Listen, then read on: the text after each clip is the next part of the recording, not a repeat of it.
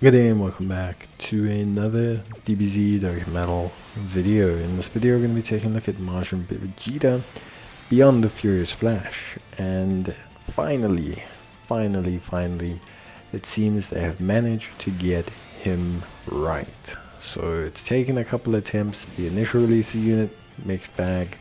The EZA of the unit, definite mixed bag. Now the Super EZA knocked it out the park. So they got there eventually. Vegeta is a great unit. He's far less designed around meeting super specific requirements, and he's more a celebration of hitting those requirements, but still very useful outside of it. So we'll take a look at them now. AGL type lead of Ki +4, HP attack and defense of 120%. He raises attack for 1 turn on his 12 Ki. But interestingly for Vegeta, compared to other units, his 12 Ki has the Mega Colossal modifier, his 18 Ki has the Standard Colossal modifier. Now it doesn't seem like much, but it's quite a big change in terms of the percentage regarding the super attack effect. So I think it's about 40%. So it does make a significant difference, which is why when you'll see in this video, whenever Vegeta does an additional, he gets higher attack stat than his actual attack stat for his 18 Ki. In terms of his 18 Ki effect, raises attack for 1 turn and causes Mega Colossal damage to all enemies. Colossal damage to all enemies with a medium chance of stunning. This is huge because AoE effects were not really apparent at the time, but Vegeta has an AoE effect, and now we'll talk about his passive, but his getting that 18 Ki is a lot easier. So Vegeta has Ki +6, attack and defense of 250%. His chance of performing a critical hit and his damage reduction of 30% base, and he randomly creates AGL Ki spheres. All great so far. When there are 3 or more super class allies, he gives all allies Ki +3 and defense of 80%. When there are 3 or more extreme class allies, he will get 150% when attacking. This is a little bit more difficult to implement, but not as bad as you might think, especially on teams like Vegeta's Family, or Uncontrollable Power, or Majin Buu Saga, Power Beyond Super Saiyan, Pure Saiyans. You can incorporate a lot of Broly's and things, so it's not too hard to actually hit this requirement. When Ki is 12 or more, attack of 200%, chance of critting 20% when attacking, defense of 150%, damage reduction rate up to 20% when receiving an attack. So basically, Vegeta will have 50% crit when he hits 12 Ki and 50% damage reduction. When Ki is 18 or more, he gets 250% attack, crit chance up to 20%, and defense of 150%, and damage reduction of 20% when receiving an attack.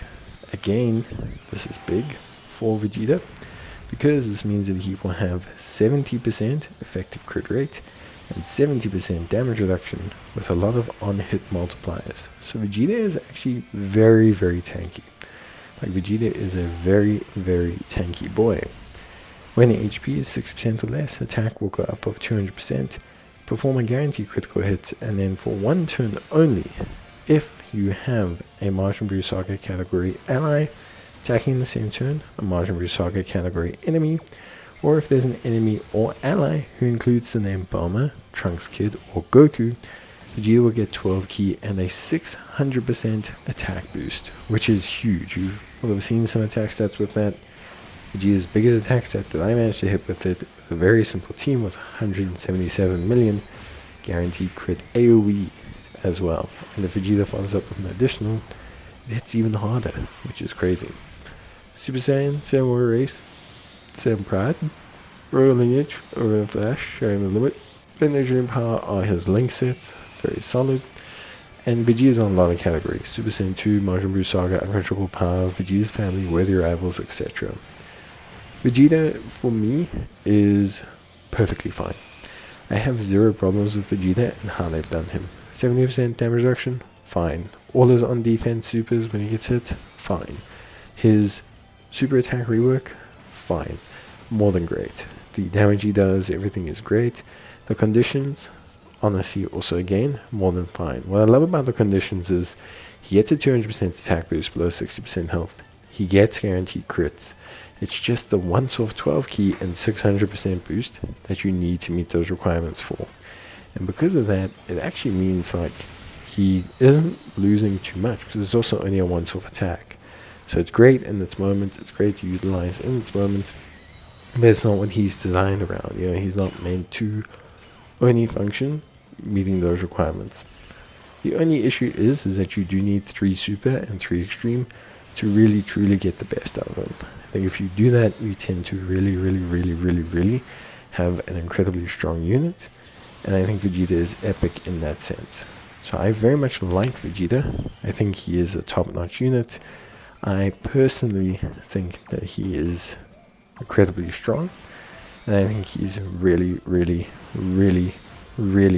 a good example of how you can fix units with a super easy A, but still keep their flair and flavor and how they function. So I was very happy with Vegeta, with how he worked, with everything that he came with, and with ultimately everything that he functioned with. So for me, incredible unit, great stuff. And yeah, that's my honest opinion. If you have any more thoughts or queries, if you have an opinion on Vegeta that you'd like to voice, or if you think there's certain things that you need to discuss about Vegeta, then of course be my guest. I think it's super important to hear all these things. But for me, Vegeta is epic. Yes, his once of attack can make him look more epic than he is, but I think for what he does, he is very good.